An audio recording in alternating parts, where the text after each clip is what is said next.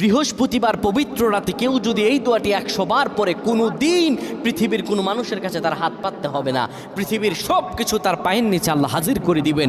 দারিদ্রতা থেকে মুক্তি দান করবেন, বিপদ আপদ থেকে মুক্তি দান করবেন, তার সম্মানকে সুউচ্চতা দান করবেন, অসুস্থতা থেকে দূরে রাখবেন, আল্লাহর অশেষ দয়া ও রহম তাকে দান করে দিবেন। সুবহানাল্লাহ। বৃহস্পতিবার রাত এটি গুরুত্বপূর্ণ রাত। এই রাত সপ্তাহে একদিন আসে।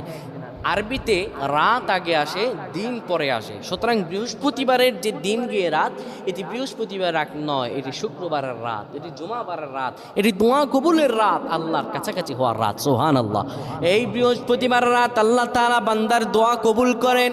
কেউ যদি বৃহস্পতিবার রাতে ঈশা নামাজের পরে পবিত্র হয়ে ইয়া হাইয়ু ইয়া হাইয়ু ইয়া হাইয়ু ইয়া রফিয়ু ইয়া রফিয়ু ইয়া রফিয়ু এই দোয়াগুলো পড়তে পারে 100 বার, আল্লাহ রাব্বুল আলামিন তার